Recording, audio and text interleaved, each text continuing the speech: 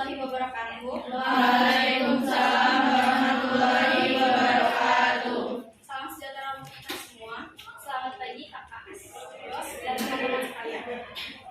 Kami dari kelompok 2 yang terdiri dari saya, Hafilat Nufus, dengan NPM 2213036 sebagai moderator. Memperkenalkan diri, nama saya Estian Dita dengan NPM 2213038 sebagai presentator.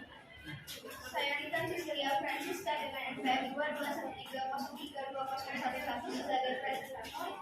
Saya Nuraini Triana dengan NPM 22130320111. Saya Metosari dengan NPM 2213 Saya Muhammad Fitri NPM 2213. Hari ini kami akan mempresentasikan makalah kami yang berjudul Bangsa dan Negara. Untuk materi pertama bisa dijelaskan oleh materi pertama. Baik, saya akan menjelaskan materi tentang pengertian bangsa. Bangsa adalah sebuah kelompok orang. Pengertian bangsa. Bangsa adalah sekelompok orang yang memiliki adat istiadat, asal-usul, bahasa, dan sejarah yang sama serta berkepemimpinan sendiri. Bangsa sendiri ialah sebuah kelompok yang terdiri dari sebuah kelompok orang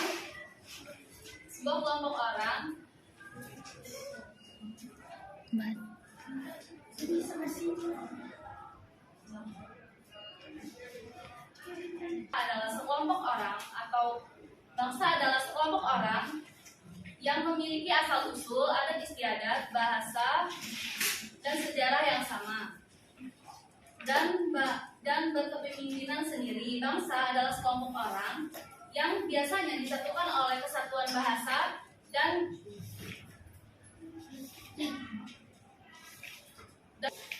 wilayah tertentu di bumi. Terima kasih Meta atas penjelasannya. Untuk materi selanjutnya materi kedua. Di sini saya sebagai presentator kedua akan mendefinisikan pengertian negara. Menurut Kamus Besar Bahasa Indonesia, pengertian negara dibagi menjadi dua. Yang pertama, negara adalah suatu organisasi yang memiliki tingkat kekuasaan tertinggi dan ditaati oleh masyarakat. Yang kedua, negara adalah suatu kelompok sosial di bawah organisasi, lembaga, partai politik, dan juga pemerintahan yang berdaulat. Selain itu, pengertian negara juga didefinisikan oleh beberapa ahli, seperti Roger yang menyatakan bahwa pengertian negara adalah alat untuk mengatur persoalan-persoalan bersama masyarakat. Kemudian Max Weber yang mengatakan bahwa negara adalah suatu masyarakat yang memiliki hak monopoli dalam penggunaan kekuasaan fisik secara sah di dalam suatu wilayah. Terima kasih. Terima kasih penjelasannya Esti. Untuk materi selanjutnya akan dibacakan oleh kita sendiri. Selanjutnya adalah unsur-unsur terbentuknya negara. Jadi unsur-unsur terbentuknya negara itu terbagi menjadi 4. Yang pertama, wilayah. Yang kedua, rakyat. Yang ketiga, pemerintah yang berdaulat. Dan yang keempat adalah pengakuan dari negara lain. Untuk wilayah itu terbagi menjadi 2. Yang pertama, wilayah daratan dan lautan. Rakyat adalah kumpulan manusia yang hidup bersama dalam suatu masyarakat penghuni suatu negara. Meskipun mereka ini mungkin berasal dari keturunan dan memiliki kepercayaan yang berbeda. Yang ketiga adalah pemerintahan yang berdaulat. Dalam arti luas, pemerintah adalah gabungan dari semua badan kenegaraan, yaitu eksekutif, legislatif, dan yudikatif yang berkuasa pemerintah di wilayah suatu negara. Dan yang keempat adalah pengakuan dari negara lain. Pengakuan oleh negara lain didasarkan pada hukum internasional. Pengakuan itu bersifat deklaratif atau evidenter, bukan konstitusi. Baik. Terima kasih penjelasannya. Kita untuk materi selanjutnya akan dibacakan oleh Fitri.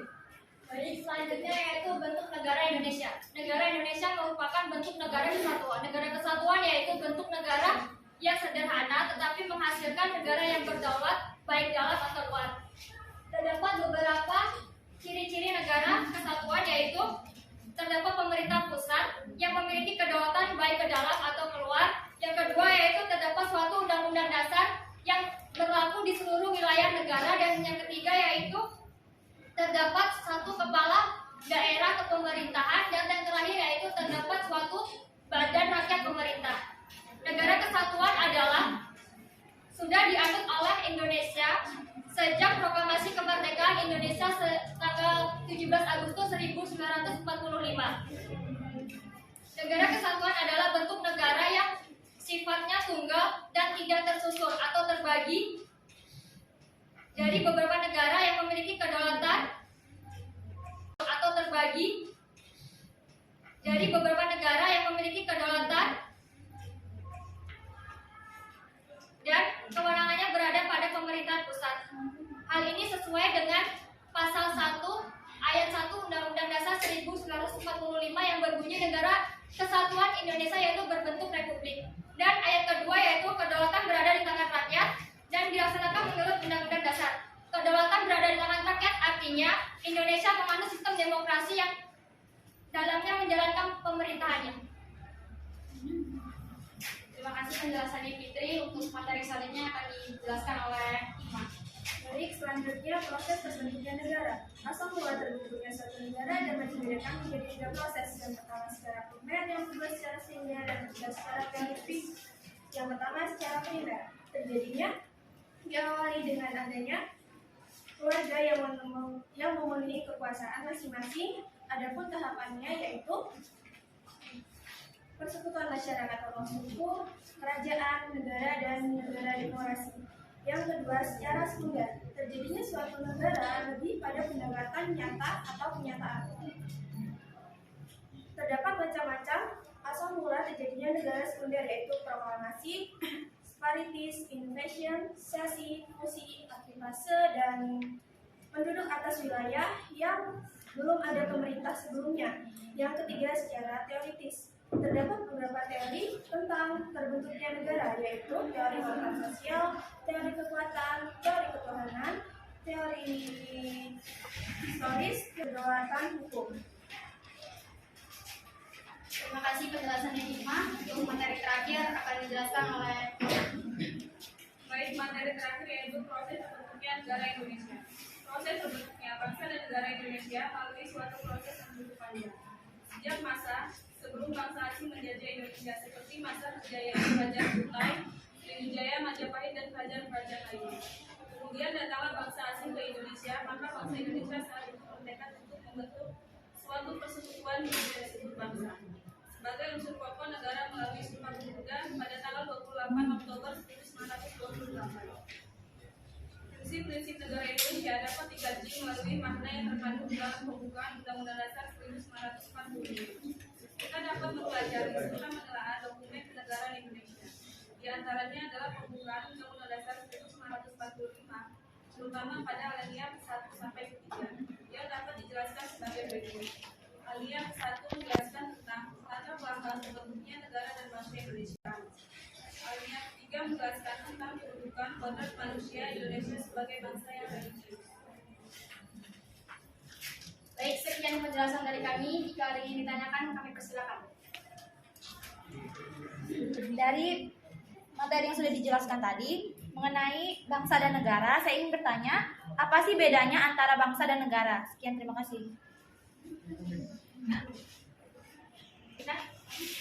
Baik, sebelumnya izin memperkenalkan diri, saya Aisyah Sucining Group, NPM 22132024. Seperti yang sudah dijelaskan oleh rekan Nur tadi, bahwasannya kedaulatan berada di tangan rakyat, itu kan tinggi. Terus sambutannya dengan yang sudah dijelaskan tadi itu, mengapa bisa hakikat negara itu bersifat memaksa dalam materi ini. Terima kasih.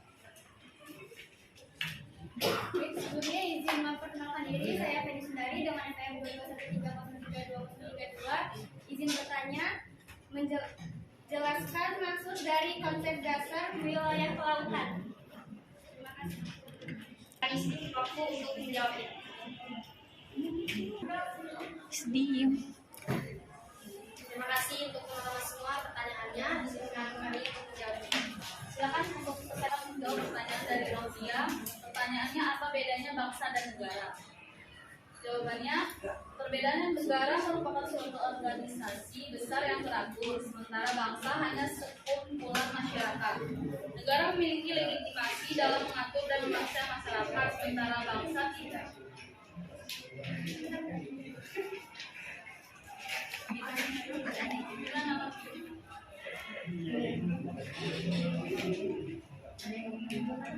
Apakah ada yang mau menambahkan? Ya.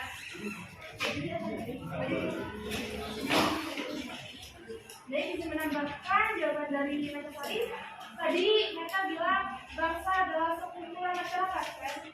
Nah di sini saya mau menambahkan bahwa rencana kumpulan masyarakat yang membentuk negara disebut sebuah bangsa dan dapat disimpulkan bahwa pada dasarnya bangsa adalah rakyat yang telah mempunyai kesatuan tekad untuk membangun masa depan bersama. Terima kasih. Kita makan lagi. Jika tidak ada, kita akan selanjutnya untuk menjawab pertanyaan yang kedua. Akan dijawab oleh Nuraini. Baik, tadi pertanyaan dari saudari Cia yaitu salah satu unsur terbentuknya negara adalah lautan. Apa? Baik, tadi pertanyaan dari saudari Cia yaitu salah satu unsur terbentuknya negara adalah lautan.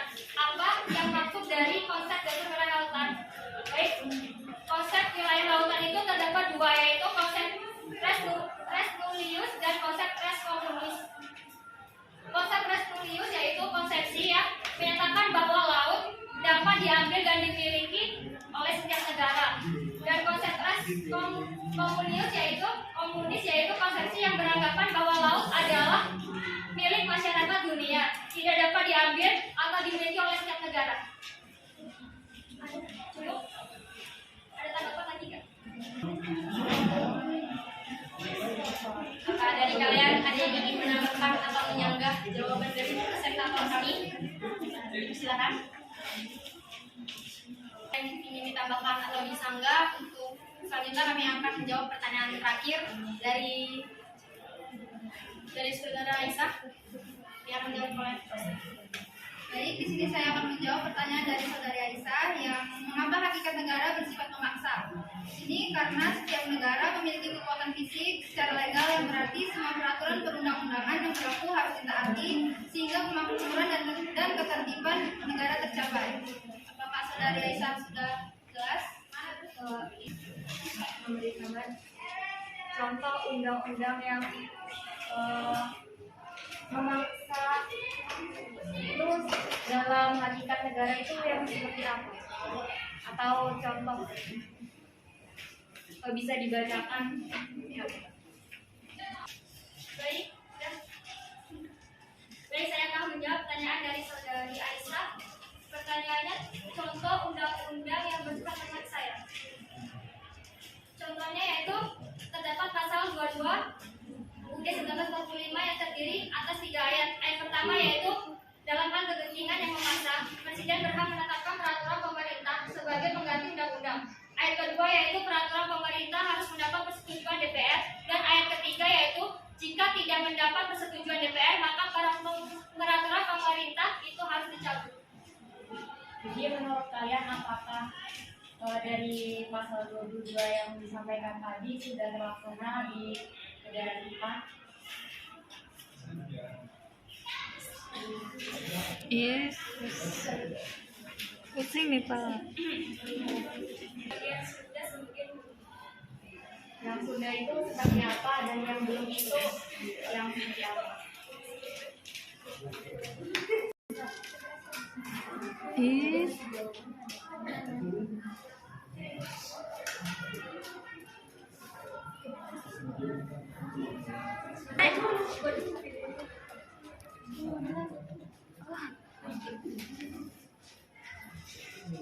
Jika ada teman-teman yang ingin menanggapi pertanyaan dari Aisyah, bisa dipersilakan. Menanggapi pertanyaan dari Aisyah tadi, bahwasannya ada yang terlaksana dan belum terlaksana. Kita ambil saja contoh dari anak anggota Ditjen Pajak RI yang sekarang ini. Bahwasannya dia sendiri ada mobil Rubicon yang dia nggak bayar pajaknya. Sedangkan kita rakyat biasa disuruh untuk bayar pajak. Padahal bapaknya sendiri adalah petinggi Ditjen Pajak RI. Itu adalah salah satu contohnya menurut saya itu. Dia kan anaknya nggak bayar pajak, sedangkan bapaknya itu petinggi pajak. Nah, sedangkan kita rakyat kecil harus membayar pajak. Pertanyaannya itu dari pasal itu yang sudah terlaksana apa dan yang belum terlaksana apa? Ya itu yang terlaksana kan kita sebagai Dan itu warga dari negara. pasal berapa? Pasal yang disebutin tadi 22 ayat. Ayat berapa? 22 apa tadi? 22 ayat 1. Ayat 1 dan 2 Ada 3 di antara. Jadi iya, tapi kan pasal 22 ayat 1, 2, 3 itu dalam hal ihwal kepentingan yang memaksa, Presiden berhak menetapkan peraturan pemerintah sebagai pengganti undang-undang. Yang kedua yaitu peraturan pemerintah itu harus mendapat persetujuan Dewan Perwakilan Rakyat. Yang ketiga, jika tidak mendapat persetujuan. Nah, pasal 1, 2, 3 ini menurut saya kurang cocok untuk disampaikan dari masalah yang aku jelaskan tadi. Terus tadi rekan Nur Hayati kan saya pasal 1, 2, 3 ini sudah terlaksana apa belum? Beliau itu menjawab ada yang sudah, ada yang belum. Nah, dari pasal 1, 2, 3 ini yang sudah terlaksana itu yang mana dan yang belum yang mana? Terima kasih. Izin menambahkan lagi, dari yang sudah saya jelaskan tadi, ternyata itu masuk ke dalam pasal 23A yang berbunyi pajak dan pungutan lain bersifat memaksa dan keperluan negara diatur oleh undang-undang. Jadi bukan yang dijelaskan Nuraini tadi. Dia masuknya ke pasal 23A. Sekian, terima kasih. Jadi saya izin menambahkan pertanyaan dari Aisyah. Jadi yang belum terlaksana itu pasal 22 ayat 1 dan yang sudah terlaksana itu pasal 22 ayat 2 dan 3. Contohnya adalah Omnibus Law. Terima kasih. Menambahkan dari Dan keperluan negara diatur oleh undang-undang. Jadi bukan yang dijelaskan Nuraini tadi. Dia masuknya ke pasal 23A. Sekian, terima kasih. Jadi saya izin menambahkan pertanyaan dari Aisyah. Jadi yang belum terlaksana itu pasal 22 ayat 1 dan yang sudah terlaksana itu pasal 22 ayat 2 dan 3. Contohnya adalah Omnibus Law. Terima kasih. menambahkan dari saudari Rifka, menurut saya pasal 1 itu sudah terlaksana. Soalnya peraturan pemerintah sebagai pengganti undang-undang itu menurut saya sudah terlaksana sih. Ya. Yang kedua itu peraturan pemerintah itu harus mendapatkan persetujuan dengan peraturan rakyat. Iya, benar, itu sudah terlaksana. Dan yang ketiga yaitu jika tidak mendapat persetujuan maka peraturan pemerintah harus dicabut.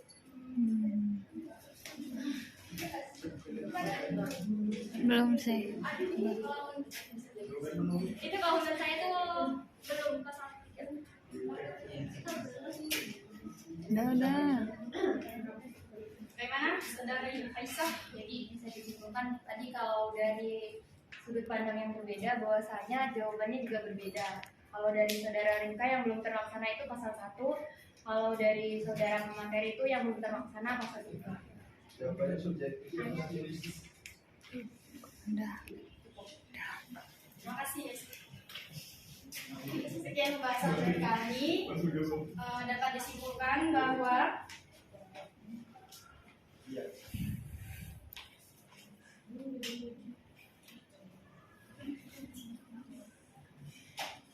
konsep bangsa memiliki dua pengertian, yaitu bangsa dalam pengertian sosiologis antropologis dan bangsa dalam pengertian politis. Negara adalah suatu wilayah di permukaan bumi yang kekuasaannya baik politik, militer, ekonomi, sosial maupun budayanya diatur oleh pemerintahan yang berada di wilayah tersebut. Secara umum dalam konsep teori modern dan negara terbagi ke dalam dua bentuk, negara kesatuan dan negara serikat. Sifat negara secara umum yaitu sifatnya memaksa, memonopoli, dan sifat mencakup semua. Sekian dari kami. Terima kasih atensinya teman-teman. Kami akhiri. Wabillahi taufiq wal hidayah. Wassalamualaikum warahmatullahi wabarakatuh. Waalaikumsalam warahmatullahi wabarakatuh.